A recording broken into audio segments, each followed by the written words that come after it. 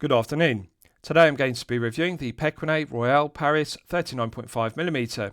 This watch is available from pequignet.com for €5,300. Pequignet have a rich brand heritage. They were founded in France in 1973 and they're currently based in Morteau in France. In 2011, Pequignet became a manufacturer. What that means is they began to manufacture their own in-house calibers in Morteau in France. This piece, the Royale Paris 39.5mm, is a novelty or new release from Pequignet for 2025. The watch is available in three colour options: coral, silver and blue respectively. Of the three colour options, I think this coral version is the best looking. The coral version is also available on two strap options: black Cordura, alternatively black alligator leather, and both the black Cordura and black alligator leather straps are available in three lengths: small, medium and large respectively. So firstly, let's look at the box that the watch comes in, and then I'll talk you through the specifications of the piece. Now before I do that, I want to personally thank Pequignet for gifting me this tin. As you can see, it has a screw cap lid to it, and on the lid it has the Pequignet logo, and on the side it has the fleur de lis or lily emblem, which is the brand emblem for Pequignet and also denotes manufacture française, because as I've detailed, Pequignet watches and their in-house calibers are manufactured in Morteau in France. So, coin edge finish to the screw cap lid, nice large chamfer which deletes the sharp tips, beautiful lustre to it, silky smooth, perfect interface between the internal thread of the screw cap and the external thread of the tin. Now inside you can see it contains honey sweets, and I can tell you these made in France Pequignet honey sweets are absolutely delicious, and I want to personally thank Pequignet for gifting them to me. Thank you very much. So with regards to the watch box, plastic watch box which is white vinyl coated, and it's housed inside this outer white cardboard box. On the cardboard lid we have the Pequignet logo, so I'll remove the lid, which is a snug fit to the base, just bear with me. One pulls down the flap and I'll take out the watch box and show it to you. So as I've detailed, plastic watch box which is white vinyl coated to a good standard, contrasting stitching around the perimeter. On the top of this spring-loaded hinge lid we have the Pequignet logo, and in the lower right corner on the front we have the fleur de lis or lily emblem and also manufacture française, which denotes that Pequignet watches are manufactured in Morteau in France and also their in-house calibers are manufactured in France. So the lily or fleur de lis is both the emblem of France but also the emblem of Pequignet. Spring-loaded hinge lid. The interior is fully upholstered with contrasting grey velour fabric to good standard. On the underside of the spring-loaded hinge lid we have the Pequignet text logo, and then the base we have two cutouts, and the left and the right hand cutouts are fully upholstered with contrasting orange velour to a good standard. Left hand cutout houses this watch roll which is made from white vinyl. Good attention to detail because we have the Pequignet logo in high definition embossing. Flawless stitching around the perimeter with contrasting stitching. The flap to the lid is secured by two stainless steel poppers which attract each other with magnetic attraction. Now, to clarify, often when I review watch boxes and also watch rolls that use magnetic attraction poppers, collectors are concerned and they post comments beneath the video asking, will the magnets magnetize the movement, because they're obviously concerned about magnetism. But to clarify, the magnetic attraction is strong enough to snap shut the poppers, but it's weak, so therefore there's not enough magnetic field to magnetize the Pequignet Caliber Royal automatic used in this piece, but does work very well nonetheless. The interior is fully upholstered with contrasting grey velour fabric to a good standard, and inside we have a padded pillow cushion which is also upholstered to a good standard with contrasting grey velour and contrasting orange velour on the flanks which complement the cutouts. As you can see, good quality, snug fit inside the white vinyl watch roll. Nice to get this included. It's practical, very aesthetically pleasing and good presentation.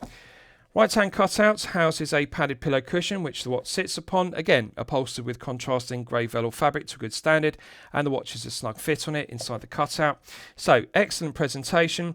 Immediately one gets the impression that the Pequignet Royale Paris 39.5mm is a high quality, high tier piece for €5,300 made in Morteau in France. Now with regards to the items that come with the piece, it comes with this owner's instruction manual, clear concise diagrams. The instructions are in English and also bilingual, translated into French, and it details the operation of three in-house calibers: the Caliber Royal, the Caliber Royal Manual and the Caliber Initial. This piece uses the Pequignet Calibre Royal Automatic.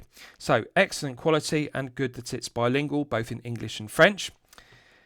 One also gets this stainless steel plaque, beautiful lustre to it, Pequignet logo on the front. On the reverse of the plaque, we have a QR code which can be scanned with your Android or iPhone. That will download the terms and conditions of the 5-year international warranty. And to the right, we have a laser etched serial number. The same unique serial number is engraved into the exhibition case back.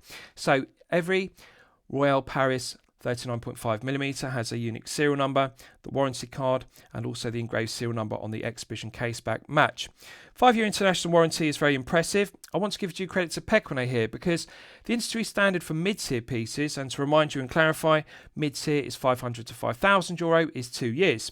High-tier pieces between €5,000 and €10,000 plus, the industry standard is 5 years. But often, high-tier brands between €5,000 and €10,000 price point only provide 2 years of international warranty. 5 years is really the industry standard for 10,000 plus price point pieces, such as Rolex, for example. To get 5 years of international warranty on the watch and the in-house calibre at €5,300 is exceptional. They deserve full credit for that.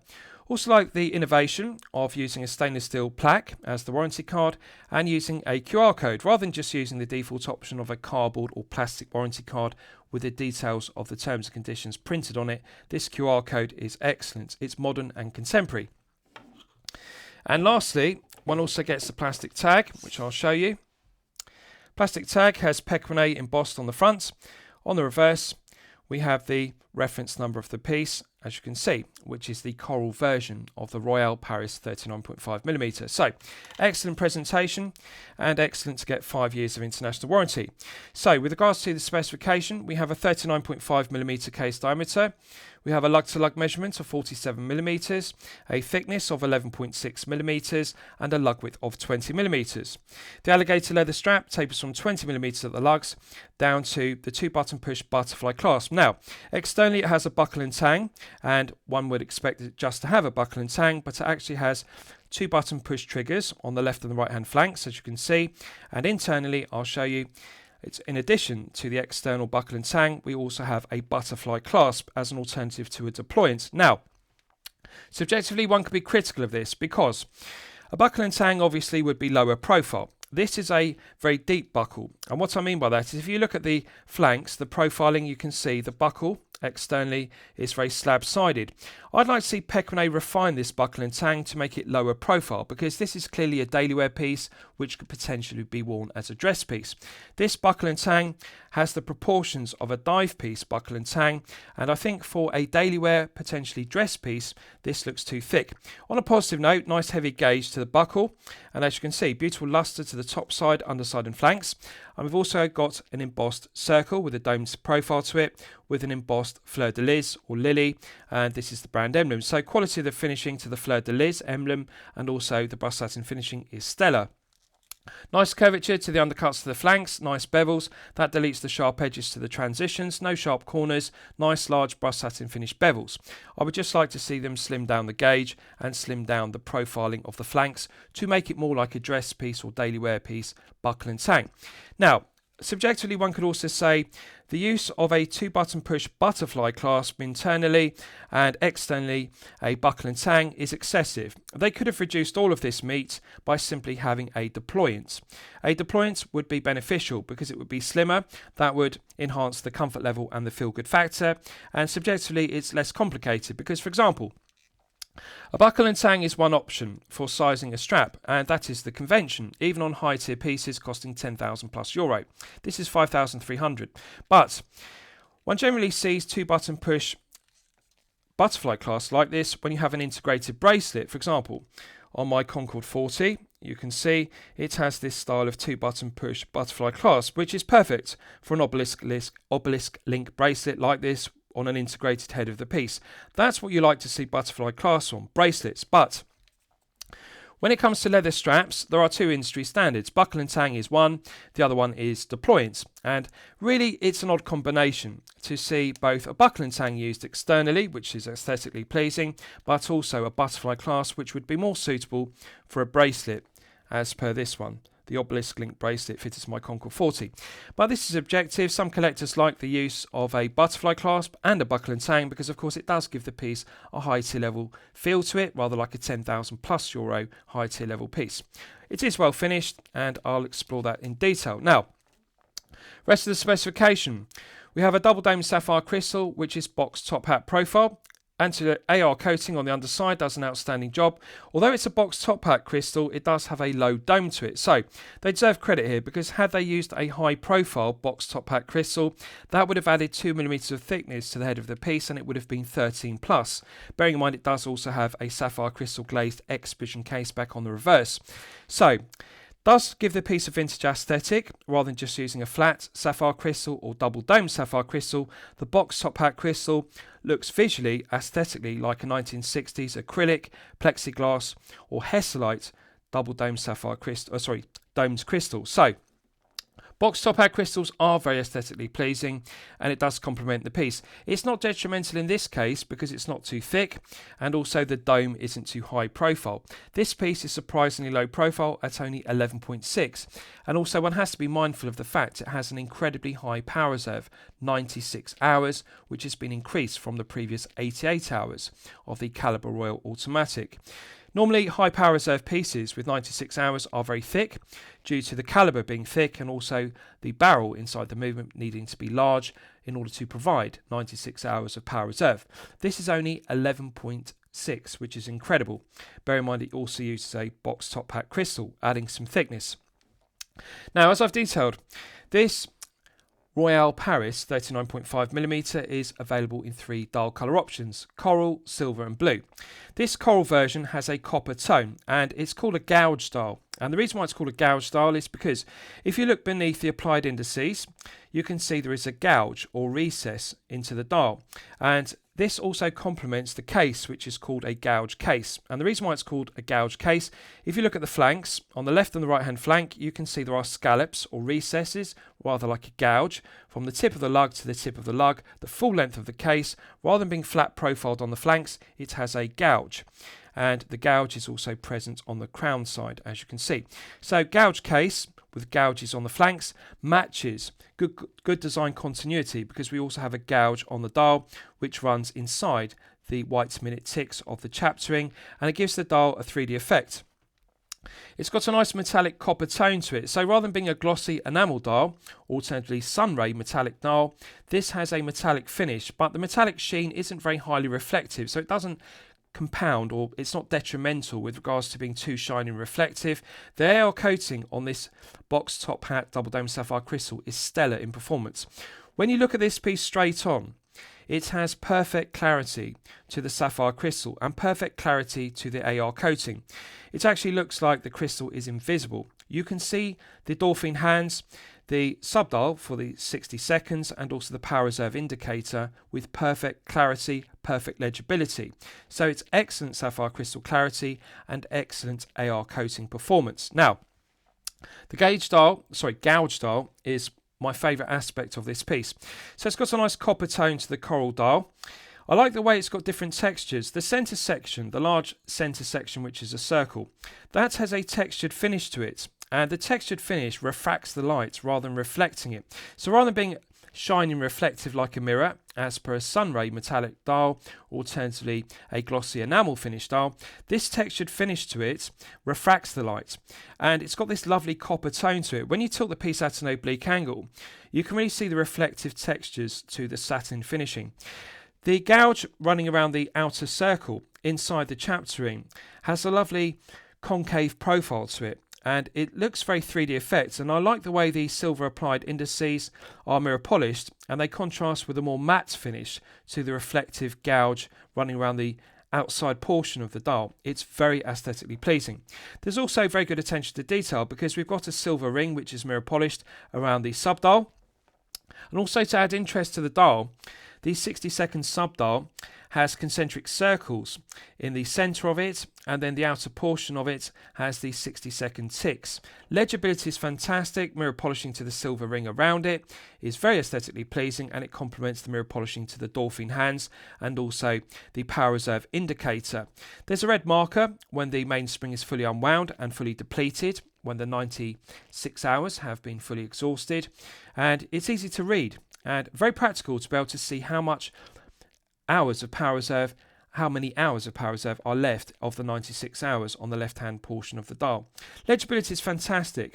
Now, either side of the 6 o'clock index, we have Manufacture Française, and Pequignet are right to print that. And this isn't a marketing ploy. Now, to clarify, for example, to put this into perspective, often Swiss-made mid-tier and high-tier pieces have Swiss-made printed on the dial.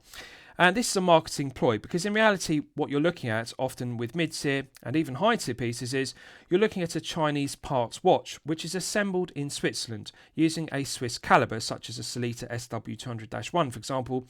And therefore, that adds 60% Swiss value to the piece. And what that really means is 40% of the value can be Chinese parts. So really, it's a Chinese part watch assembled in Switzerland with a Swiss caliber. But legally, that meets the criteria for 60% value being added to the piece in Switzerland, and legally they're allowed to print Swiss-made either side of the 6 o'clock index. But the reality is it's a marketing ploy, because of course Swiss-made indicates higher quality and it appeals to collectors, the target customers within the market, and they buy the piece based on Swiss-made on the dial. With this piece, Pequignet print Manufacture Française, and I can tell you, French legislation is incredibly strict, far more strict than in Switzerland. For example, it doesn't have to meet a minimum criteria of 60% value of this piece being made in France. This piece has to really be made in France. And I can confirm, this watch is actually made in Morteau in France. The in-house caliber used in this piece, the Pequignet Caliber Royale Automatic, is made in-house in Morteau in France. The movement uses Swiss parts and also French parts, but everything else, every other part of this watch is made in France. What you're not looking at is a 60% French value piece to meet a legal criteria to have Manufacture Française printed on the dial as per Swiss made printed on the dial. It's a French-made piece with a French-made caliber. The only Swiss parts in the watch are used in the movement itself, but the watch itself, even the leather strap, is made in France. So they're right to be proud of that and print Manufacture Française on the dial, and that's something I really like about Pequignet. They're not Chinese part watches assembled in France to make them look like they're French-made. They really are French-made watches with in-house French calibers. They don't just buy in movements from ETA and Sellita, they manufacture the movements themselves. They deserve full credit for that. So, let's look at the finishing. Solid 316L grade stainless steel bezel, flat profile to it versus domed profile. The top flat profile is concentric CNC lathe tool machined. The edge of it has a large chamfer which deletes the sharp edge to the flat bezel, and the edge of it is also concentric CNC lathe tool machined. Quality of the mirror polishing to the chamfer on the bezel is high tier level. So this is 10,000 plus euro level finishing to the stainless steel bezel. Now, the case is my favourite aspect of the piece. As I've detailed, this is a gouge case, which denotes the gouges on the left and the right hand flanks, and as I've detailed, that complements the continuity of design with the gouge dial. To put this case finishing into perspective, we're not looking at mid-tier level case finishing here, between 500 and 5,000 euro. We're not looking at high-tier level case finishing between 5,000 and 10,000 euro plus euro level. The quality of the case finishing to the head of this piece is Holy Trinity level. Now, when I reference Holy Trinity, I'm referring to Patek Philippe, Audemars Piguet and Vacheron Constantin respectively. So in terms of price point, I'm talking about 30,000 plus euro price point case finishing. This is not mid-tier level, this is not high-tier level, 10,000 plus. This is Holy Trinity level, 30,000 plus euro case finishing. The mirror polishing to the flanks of the gouge flanks is Holy Trinity level. Make no mistake, this is a level above Grand Seiko Zaratsu case level finishing, which is some of the best I've seen. In the last 5 years, I've reviewed over 500 pieces on my channel, everything from a €20 Casio F91W to a €24,000 Rolex Sky Dweller inclusive. And I can tell you, of all those 500 pieces in the last 5 years, this is some of the very best case finishing I have ever seen, regardless of price point.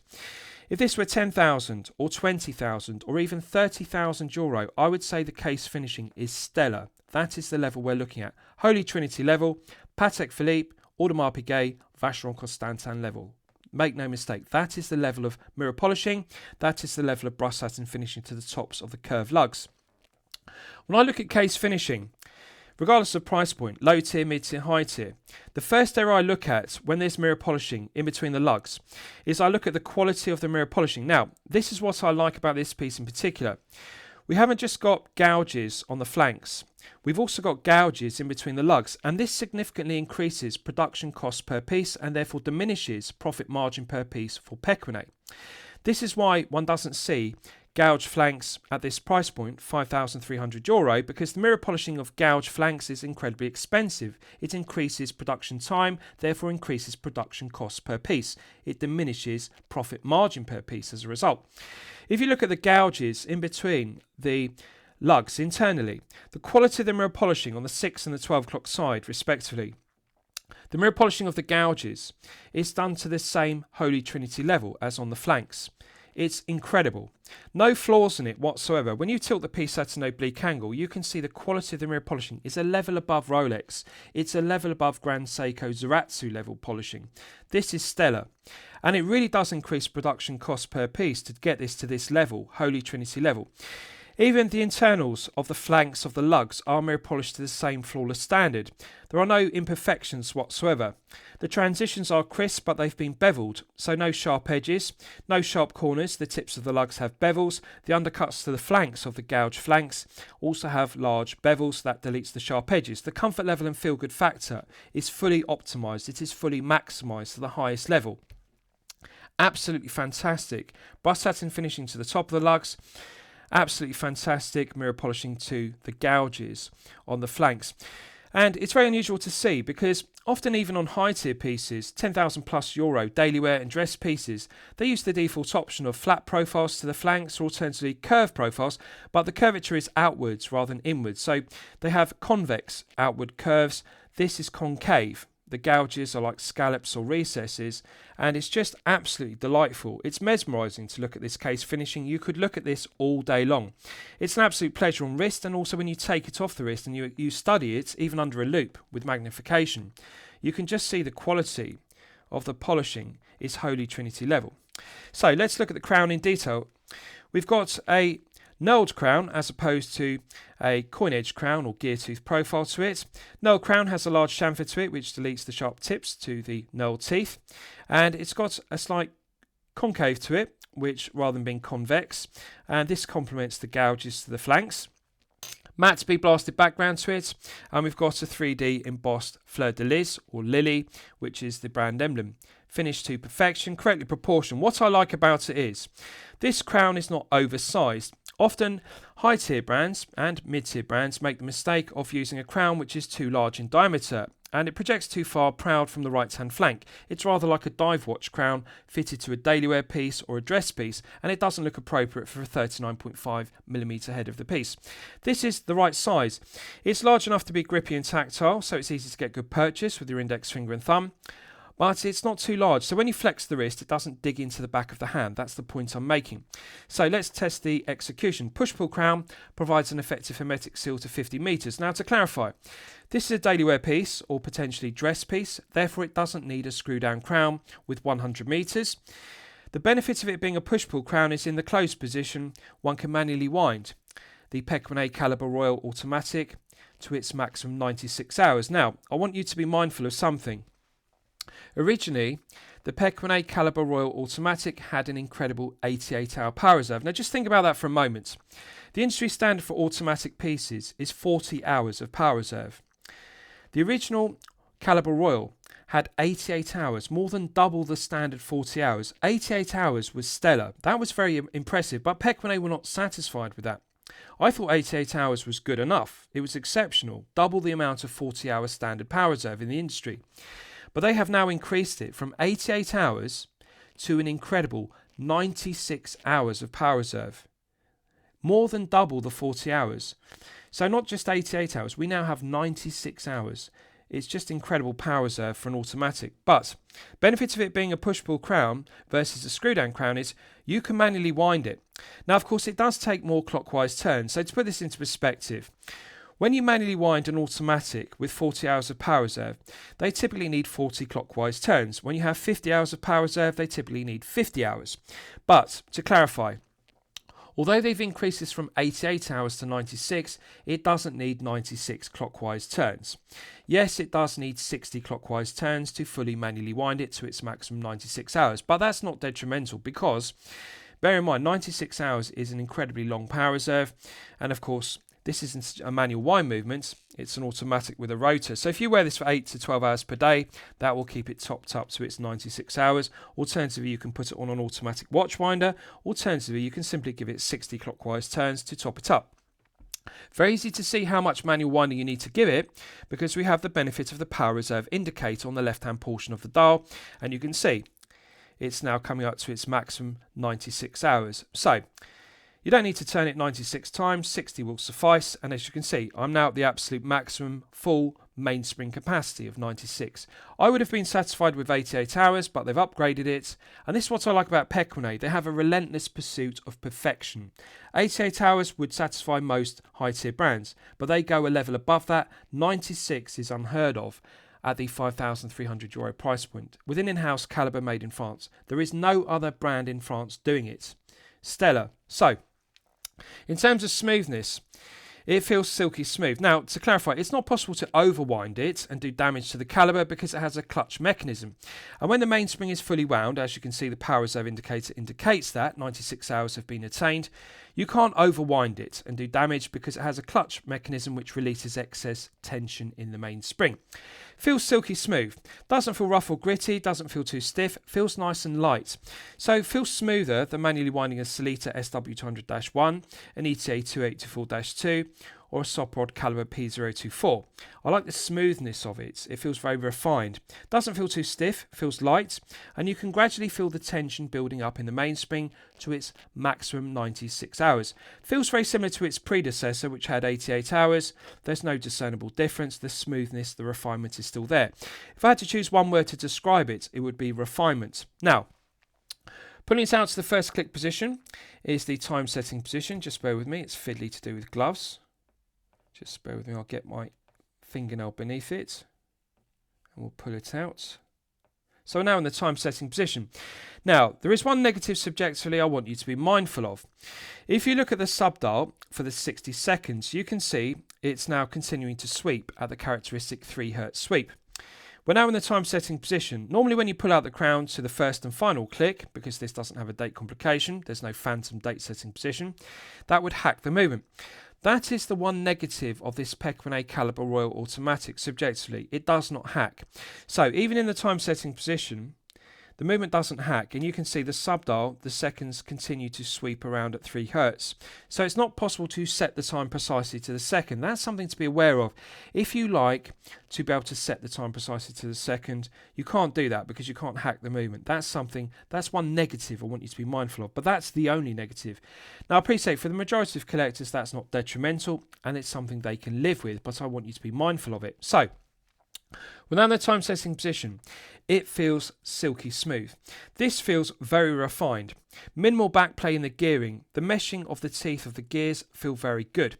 Now, there's minimal backplay. When you rotate the knurled crown, you don't have to take up a lot of slack. Now, mechanically, there is a reason for the slack. It is necessary, and I often refer to this in my reviews. Why does the winding gears, why do they have some backplay? Why aren't they perfectly tight? Why don't they mesh perfectly? The reason for the backplay is if the meshing of the gearing didn't have some backplay in the teeth, when you push the crown back in and the winding stem re-enters the calibre, it would cause the teeth of the winding gears to move, jump out of position, and that would cause the Dolphin minute hand to jump out of position rather than remaining static. So there is some mechanical reason for the backplay in meshing of the gears. But what I like about this one is Pequignet have minimalised the Calibre Royale Automatics backplay in the meshing of the gearing. Feels nice and tight, feels refined. When you rotate the knurled crown, there's an almost immediate response. You don't have to take up a lot of slack. There's less backplay than an SW200-1, for example, to put it into perspective. So it's got that refinement, and I really like the smoothness of it. So, Pushing it back in, it's got a nice positive click, and that reinstates the 50 meters of hermetic seal. I really like the solid feeling of it. When you pull it out, it's got a nice heavy click. It's loud, it's audible, but you can feel it. And when you push it back in, it's got that nice, loud, heavy, audible click. 50 meters is perfectly acceptable for a daily wear or dress piece. Feels smooth to manually wind. Setting the time works well. Power indicator works well, and is clearly legible. Legibility is good. I like the balance of the dial. The proportion of the sub-dial with a silver ring for the 60 seconds balances the power reserve indicator. So they've got the proportions of both the power reserve indicator and the sub-dial correct. Proportions of the dolphin hands are excellent. The pointed tip of the dolphin minute hand extends all the way to the white minute ticks on the chapter ring, and the dolphin hour hand nearly extends to the applied indices on the gouge dial. So excellent dial, very well executed. And to put the dial execution in terms of finishing, beautiful copper tone to it, but the applied Pequignet logo is high definition and crisp. It's embossed. The white minute ticks are sharp and crisp. They're high definition. The mirror polishing is stellar on the applied indices. Mirror polishing on the dolphin handset is stellar. It's rather like the Grand Seiko's Zaratsu level polishing, but also the quality of the dolphin hands used on Grand Seiko heritage pieces, and that's a level above Rolex, Tudor and Omega. To put it into perspective, Grand Seiko dolphin hands are finished to a higher level than Rolex, and that's really the quality of the mirror polishing we're seeing here. They remind me of Grand Seiko dolphin hands. They are stellar. Again, Holy Trinity level handset finishing, Patek Philippe, Audemars Piguet, Vacheron Constantin level, 30,000 plus euro level hand finishing. That's what I'm talking about. Absolutely gorgeous, and I like on the top of the cannon pinion we have a mirror polished cap to it rather than it being hollow and having a hole in it. So dial execution to this coral dial is stellar, and of the three colour options, coral, silver and blue, this is the best looking. It's just absolutely fantastic. Lovely textured finish to it, just gorgeous. Right, so let's look at the strap in detail. So as I've detailed, the coral version you're looking at is available with two strap options. Black Kujora, which is made from nylon, it's fabric, or alternatively this black alligator leather. Now, needless to say, clearly the black alligator leather is the correct choice. It's a level above the Kujora strap. Now, don't get me wrong, the black Kujora fabric strap is aesthetically pleasing. It looks rather like a sailcloth weave strap, but this piece really needs a leather strap because it is a daily wear piece or potentially a dress piece. This is a high tier level strap. This is the kind of alligator leather strap one would see on a high tier piece costing 10,000 plus euro, or even a Holy Trinity piece costing 30,000 plus euro.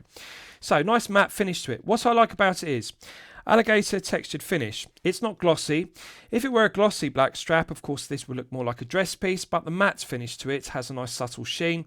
It makes it more suitable for a daily wear piece. It is stiff, that's something to note. At the spring bar end it does feel very stiff, rather like a Horween shell cordovan strap, but at the buckle and tang end and the butterfly clasp end, it feels more soft and supple, rather like a Hirsch calf leather strap. In terms of stiffness, in terms of how supple it feels like top grain leather, or it feels like calf leather, the very best, either Horween shell cordovan or alternatively Hirsch calf leather, which is made in Austria. But at the buckle and tang end it becomes more soft and supple because it's thinner, and I like it tapers down in thickness. So it's thicker and stiffer at the spring bar end where it needs to be more robust and reinforced, but then it gradually tapers down in thickness and width down to the buckle and tang end.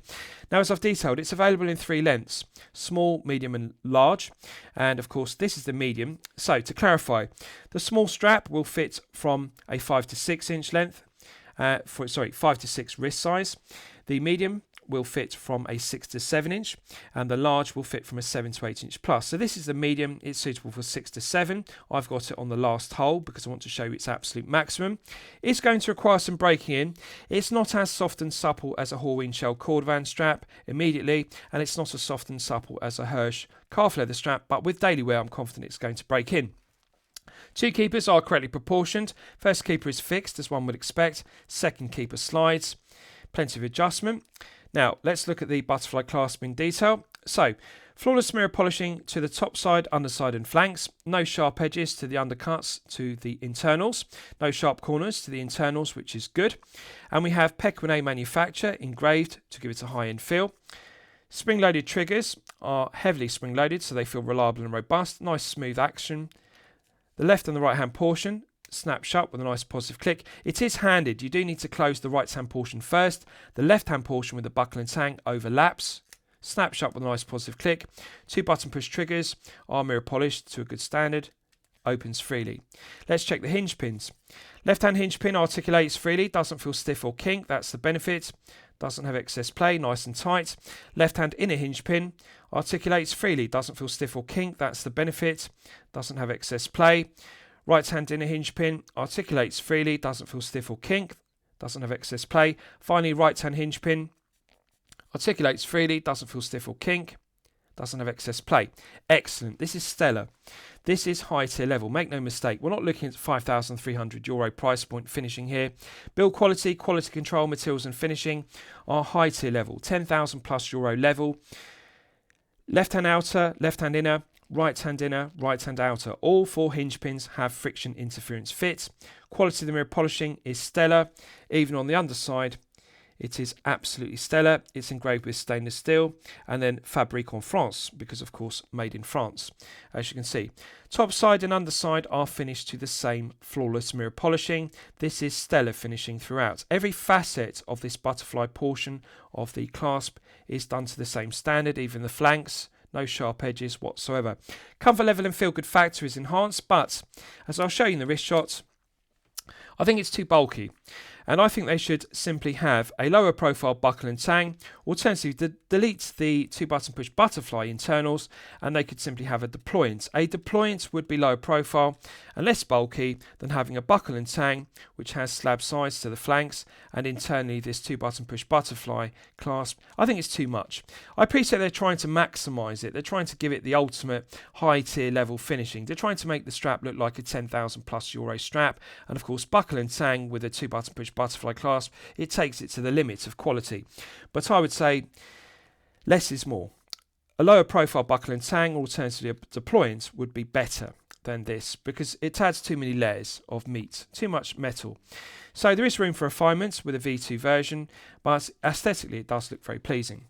So let's look at the exhibition case back in detail. Now I'm actually going to undo the buckle and tang because I want you to see it in its full beauty. So what I like about this exhibition case back is 2 things. The diameter. The sapphire crystal glazing is large diameter. Often with exhibition case backs, in order to reduce production costs per piece and maximise profit margin per piece, what mid-tier and high-tier brands will do, they make the stainless steel portion of the exhibition case back larger diameter, and the actual diameter of the sapphire crystal glazing, they reduce the diameter. This reduces production costs per piece and therefore maximises profit margin per piece. Pequignet don't do that. We have a very large diameter sapphire crystal, and the stainless steel portion of the exhibition case back is less, you can see. So they've minimalised the stainless steel portion and they've maximised the sapphire crystal glazing. That's the point. It does an excellent job of fully displaying the Pequignet Calibre Royale automatic to its beauty. This is a very well decorated movement. So you can see the rotor is skeletonized, but it's also engraved with high definition engraving with a fleur de lis or lily, and they've inlaid the fleur de lis with gilt. They've also engraved the calibre main plates with Pequignet and manufacture. And of course we've got pelage finishing, which is absolutely gorgeous on the bridges, and on the main plates we've also got milled stripes, which are rather like Côtes du Genève or Geneva stripes, and of course all of that adds interest to it. They've also engraved on the main plate Grand Borrelais. I'll just turn it around so you can see it the correct way up. So if you look here, you can see it says Grand Borrelais, which means large barrel. And the Grand Borrelais denotes that this has a large barrel with 96 hours of power reserve, previously 88. Quality of the finishing is stellar. I absolutely love it. Pelage finishing is high definition. Milled stripes, which are like Côtes du Genève, are high definition. Rotor is finished to perfection. What I like about the rotor is we've got arabesque finishing on it. And the arabesque finishing on the rotor is stellar. So in terms of finishing, this is the kind of decoration to the bridges, the main plate and the rotor. In terms of the gilt, the engraving and the pelage finishing and the Côtes du Genève finishing, this is high tier level. This is the kind of finishing one would expect on a high tier piece costing €10,000+, or even a Holy Trinity piece from Patek Philippe, Audemars Piguet or Vacheron Constantin respectively at €30,000+ price point. This is not the kind of finishing one expects at €5,300. And as I've detailed, we're not looking at a modified or decorated ETA calibre or Solita calibre. This is made in-house in Morteau in France by Pequignet themselves, and all the parts in this calibre are either from Switzerland or France. But they assembled it, they regulate it themselves in-house. So sapphire crystal glazing is large diameter, does an excellent job of displaying the movements. It's just mesmerising. It's an absolute delight to take this piece off the wrist and look at the calibre. The finishing is fantastic and it's very low profile at only 5.88mm. It is technically excellent for a 96-hour calibre. 88 hours was impressive. 96 is the ultimate. Now, with regards to the strap, I've just noticed something. I'd like to see them update this to quick release stainless steel spring bars, because subjectively one could be critical of this because it has standard spring bars, and on a positive note, to make it easier to exchange, this is something I only see on Pequignet watches, and bear in mind I've reviewed over 500 pieces on my channel as I've detailed, but this is the only brand I see do this. They've milled slots into the lugs. This is very beneficial because we've all been in this situation. When you have standard spring bars and you have a thick padded strap, it's very difficult to compress the spring bar with a standard spring bar rather than a quick release stainless steel spring bar with a spring bar tool and engage it in the holes in the lugs without slipping off the spring bar and scuffing and scratching the lugs. But what Pequignet do to facilitate it, to make it easier, is they milled slots in the lugs, and this means it's very easy to locate the end of this spring bars into the slots, and that helps them engage. So this strap is very easy to fit because the ends of the spring bars, which are standard spring bars, they engage in the slots and they clip in very easily, and then they engage in the holes in the lugs. This is an example to other brands of how to get it correct. But however, they could further enhance this if they use quick release stainless steel spring bars, and therefore that would negate the need for a spring bar tool, but it's good to see the attention to detail with the slots or the grooves milled into the lugs. Quality of the stainless steel portion of the exhibition case back is excellent. Manufacture Française, Fleur de Lis emblem, 580M, which is 50 metres, unique serial number, and of course it says stainless steel and Pequignet. So quality of the finishing is concentric CNC lathe tool machining to the exhibition case back, and also around the circumference or the edge of the sapphire crystal glazing, we've got a large chamfer which is mirror polished to perfection. What I like about the case back is it's very low profile. 50 metres is perfectly acceptable for a daily wear or dress piece, but look how flat it is. This is not a deep bubble back case back, which one would expect to see with an automatic with a rotor. It's very minimal clearance. This is what I like about Pequignet. The clearance beneath the underside of the sapphire crystal glazing and the rotor, it looks like the sapphire crystal is so close it's actually touching the rotor. This is refinements that other brands cannot do at this price point, €5,300. Yes, this calibre is incredibly thin. It's only 5.88mm. That's impressive, but they've maximised it. They've optimised it because you can see the sapphire crystal glazing is very thin. It's only 50 metres, but it's also very close to the rotor. It looks like it's touching it. And when you look at the sapphire crystal glazing straight on, it actually looks invisible. It looks like you're looking at the rotor without a sapphire crystal. It's just fantastic. So this maximises comfort level and feel good factor because this slims the piece down to only 11.6. We're not looking at a thick 13mm piece here with 96 hours. Although it has 96 hours, it is only 11.6, which is just incredible. And that's the benefit of this being 5.88mm. The calibre is very thin. The sapphire crystal runs very close to the rotor. Fantastic tolerances. Right, so I'll give you a wrist shot and you can see how it fits on my 8-inch wrist. Now just bear with me, I'm going to do up the buckle and tang. So I'm just going to take off my Concord 40 and then we'll do a wrist shot. Now, I'm on the last hole, so this is absolute maximum. Now to remind you, 3 strap lengths, both the Cajora and also this black alligator leather strap are available in 3 lengths, small, medium and large. Handed, you have to close the right hand portion first and then the left hand portion overlaps with a buckle and tang, like so. Now this is a fraction too short, as you can see, but I'm not going to be critical because this is the medium length.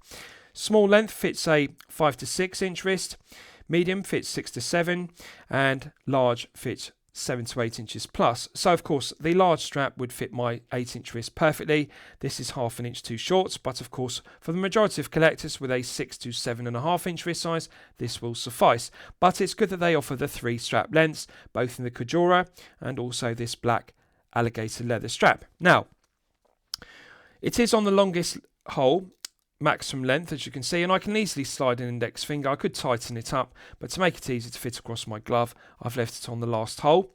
Plenty of holes to fit from a 6 to a 7.5 inch wrist, and of course if you have a 7 to 7.5 inch, this will easily engage in both of the keepers. Now it does feel stiff. At the spring bar end, it's a padded strap, that's to be expected. But when you get down to the buckle and tang end, it becomes more soft and supple and flexible. So I'm confident with daily wear it will break in, and of course exponentially with time, the more you wear it daily, the more it will break in and become soft and supple. That's to be expected with an alligator leather strap. But what I like about this piece is wrist presence is fantastic. 39.5 is the perfect sweet spot for a daily wear piece or potentially a dress piece. Has nice wrist presence, but it's not too large. It doesn't dominate the wrist like a 41 or 42 millimeter. Above all else, what I like about this piece is the lack of thickness. Usually with high power reserve automatic pieces like this, one expects 13mm plus, especially if they have a boxed top hat double dome sapphire crystal, because that adds thickness to the piece. And of course the exhibition caseback also adds thickness. So if this were 13mm, it would be disappointing, but it's not. This is only 11.6. And it's absolutely incredible to see a 96-hour power reserve piece, an automatic, that is only 11.6, with a box top hat crystal, with an exhibition caseback, adding thickness, but still only 11.6. Now you'll know from my previous reviews, 13mm and below is the perfect sweet spot for a daily wear piece, because that will easily slip underneath a shirt cuff if you wear business shirts. So needless to say, at 11.6, it is well below the 13 sweet spot. Visually, it's very aesthetically pleasing because we've got those gouge flanks, as you can see. It's got a nice concave profile to the gouge flanks rather than being flat profiled and slab-sided. And the other thing I like about it is, in between the lugs, we've also got the gouge. So it's got this mirror polished concave scallop or recess, and the gouge in between the lugs, which is mirror polished, matches the mirror polished gouge flanks. That complements and gives good continuity of design to the metallic copper dial, which is the coral dial, because we've also got the gouge dial. We've got that gouge recess around the circumference of the dial, matching the gouge flanks, matching the gouge in between the lugs. Fantastic. As I've detailed, make no mistake, this is not €5,300 head of the piece finishing. This is Holy Trinity level, €30,000 plus finishing on a €5,300 piece. Legibility is fantastic. Metallic tone of the coral dial has a nice copper finish, textured in the centre. Gouge adds interest to it. Power reserve indicator is clearly legible, and also the second sub-dial is clearly legible. Dolphin hands contrast very well because they're silver and mirror polished. They contrast very well with the copper tone to the textured dial. I like the applied embossed Pequignet logo, which is mirror polished. It's just fantastic. This looks fantastic from every angle. Taper on the alligator leather strap is correct. Nice aggressive taper, 20 at the lugs, tapering down to the buckle and tang. However, subjectively I'm going to be critical, as I was before. Profiling to the buckle and tang. Now, it's finished to perfection, high tier level. Beautiful luster to it, and also mirror polishing to the emblem, the fleur de lis. But what I dislike about it is too many layers, because internally we've got the butterfly clasp, and then on top of it we've got the layer of the buckle and tang, and it's slab-sided. They really need to reduce the gauge of the buckle and tang, reduce the slab-sided flanks to the buckle to make it lower profile, and they could actually make the butterfly clasp deleted, and they could simply exchange this for a deployant. For example, a 2-button push deployant would be far more aesthetically pleasing. It would also enhance the comfort level and feel good factor. Alternatively, they could simply just use a buckle and tang only, delete the butterfly clasp internally, and that of course would improve the curvature of the strap, because you can see the negative is we have this deep flanks on the buckle and tang, and then beneath it we've got this 2-button push butterfly, which has nice curvature. But the point is, when you have two layers, you have the buckle and tang sitting on top of the butterfly, it just makes it too bulky for my liking. So either just a lower profile buckle and tang, alternatively a 2-button push deployant, that would be a notable enhancement. It's good.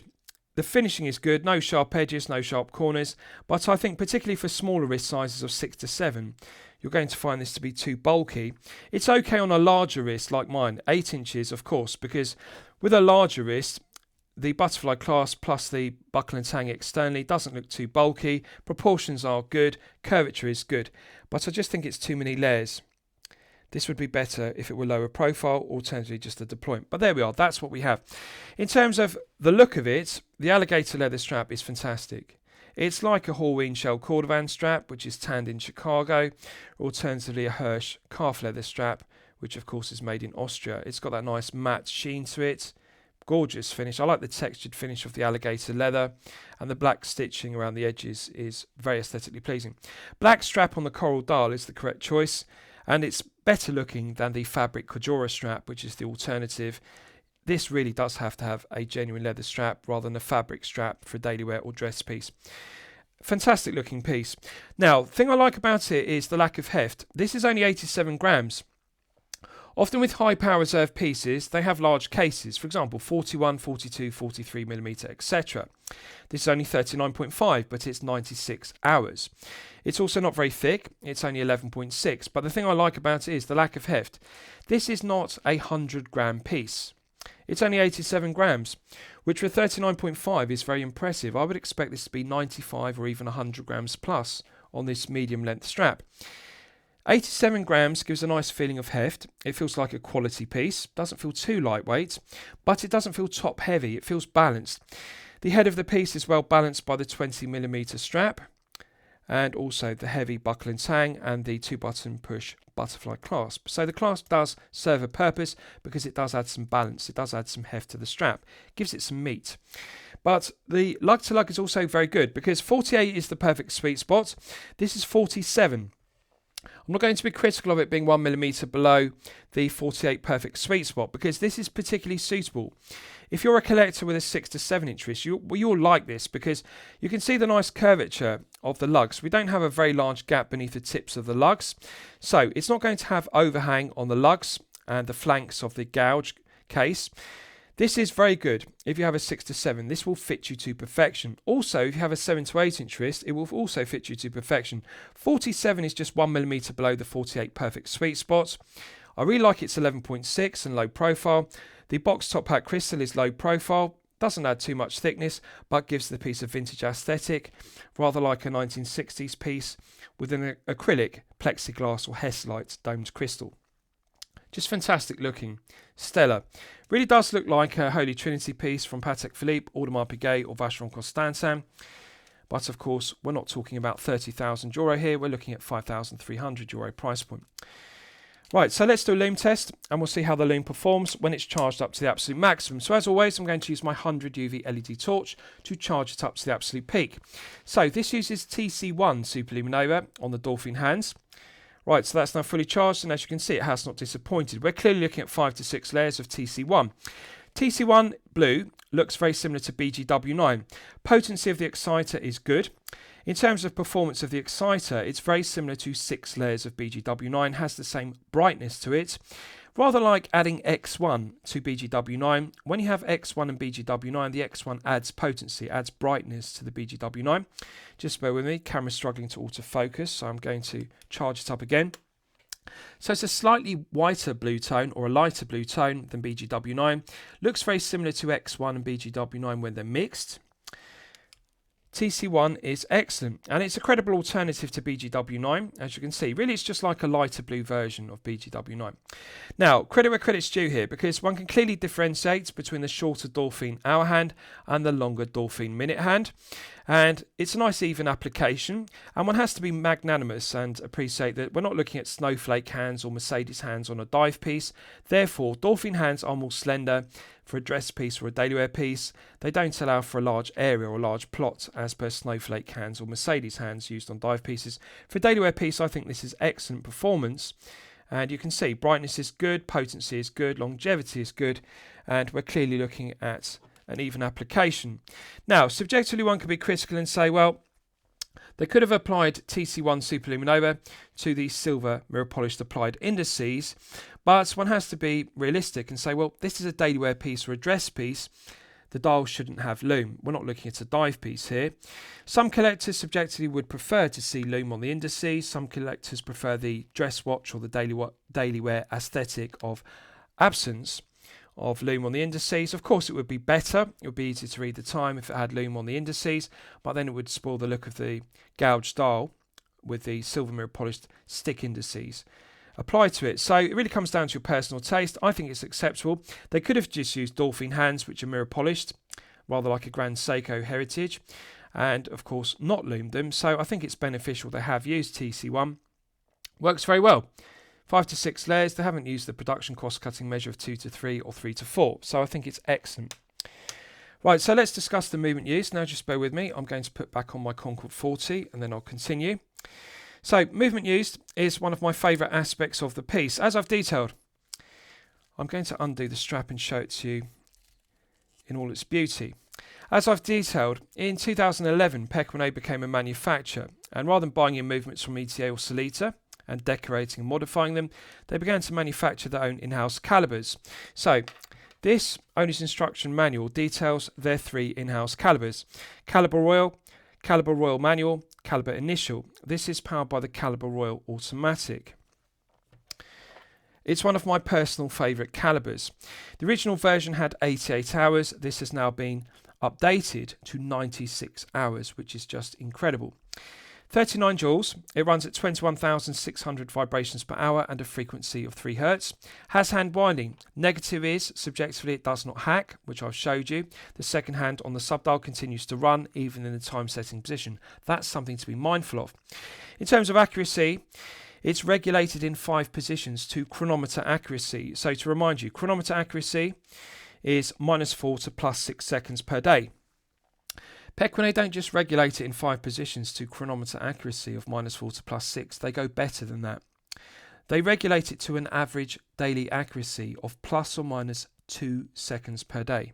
So it actually exceeds chronometer limits of -4 to +6.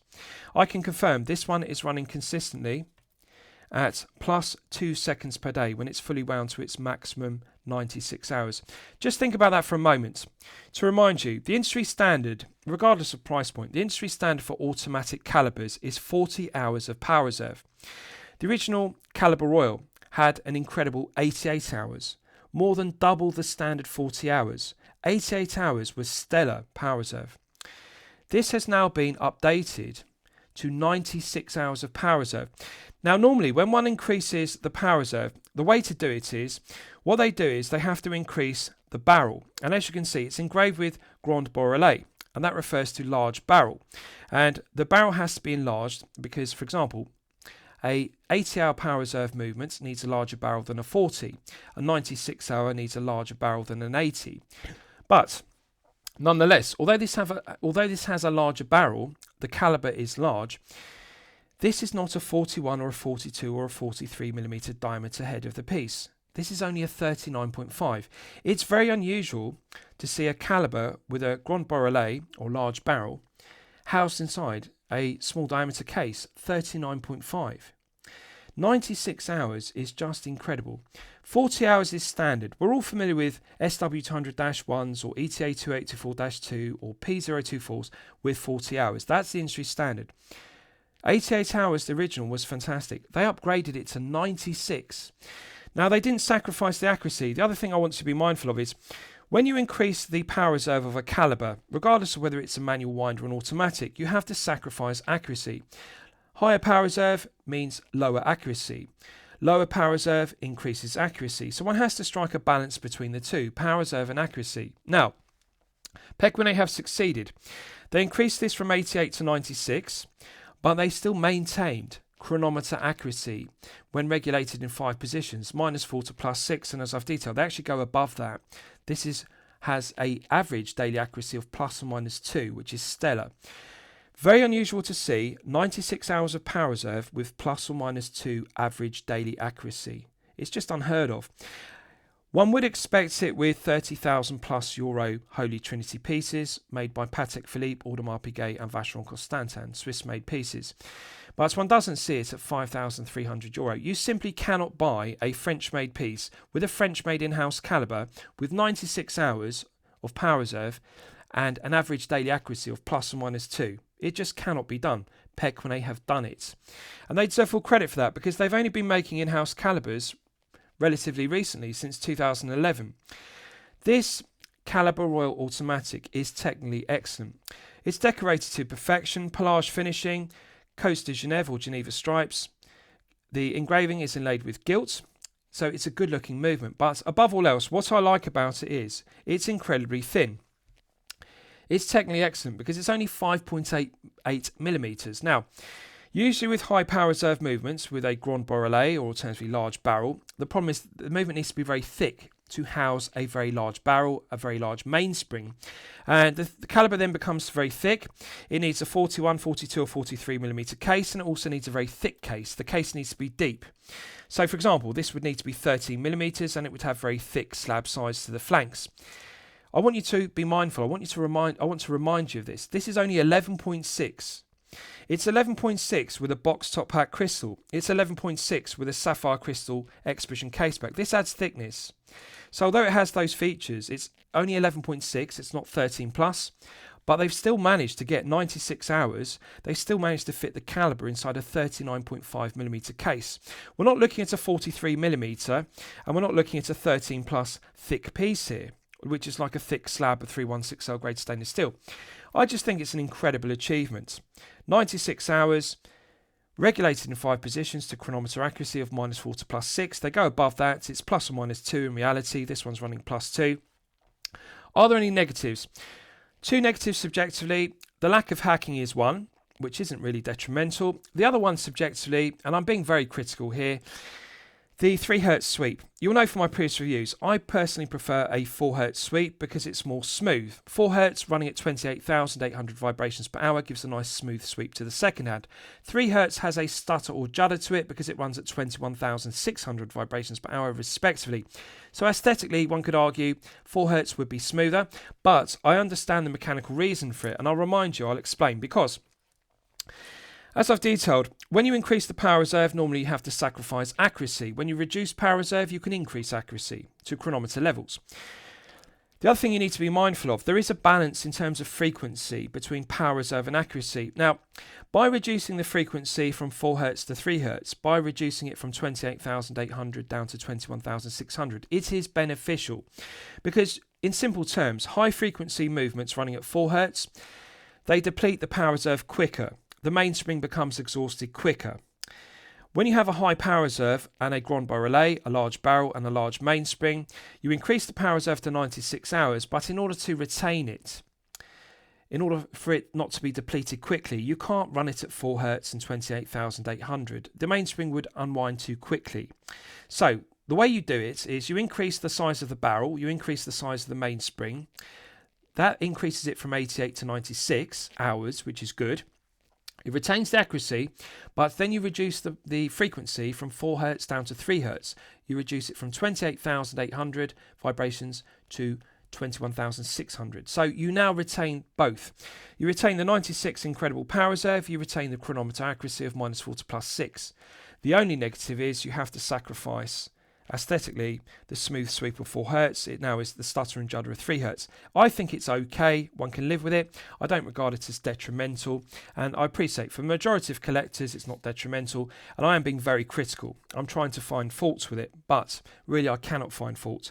Lack of hacking and 3Hz stutter or judder, they're not detrimental. So last I'll summarise the piece. What do I think of it overall? Well, when I'm considering reviewing a watch on my channel, the watch should meet 2 criteria. The watch should be both excellent quality and excellent value at the respective price point. So €5,300 is the price point. It really is on the cusp of mid-tier to high tier. So to remind you, mid-tier is 500 to 5,000. High tier is 5,000 to 10,000 plus. At 5,300, it's just on the cusp of mid-tier moving to high tier. It's at the lower end of high tier, but it is high tier nonetheless. I think Pequignet have undervalued this piece. If this were 6,000, 7,000 or even €8,000, I would declare it excellent quality and excellent value. To put this piece into perspective, this is not a €5,300 price point piece. In reality, what we're looking at here is a €10,000 plus quality level piece and a €10,000 plus value level piece. In terms of case finishing, to remind you, This is not mid-tier level €5,000 level case finishing. This is not high-tier level €10,000+ case finishing. This is Holy Trinity level case finishing. Patek Philippe, Audemars Piguet, Vacheron Constantin respectively. €30,000+ case finishing. Are there any negatives to this piece? None whatsoever. The lack of hacking and the 3 Hz stutter are not detrimental. I do not regard those as significant negatives. They are nothing to be concerned about. This piece, the movement alone, fully justifies the price point. If this were €6,000, €7,000 or €8,000, it would still be excellent quality and excellent value simply because of the in-house caliber, which is incredible. 96 hours running at +2 seconds per day is just fantastic. It is stellar. At €10,000+, I would still say this is excellent quality and excellent value. So needless to say, really what you're getting here is a €10,000+ quality level piece and a €10,000+ level value piece for only €5,300. It has been undervalued. Stellar piece. Needless to say, I'm going to declare it a champagne watch for lemonade money. I hope you've enjoyed my review of the Pequignet Royale Paris 39.5mm. Please feel free to post your own comments below the video. Thank you for watching.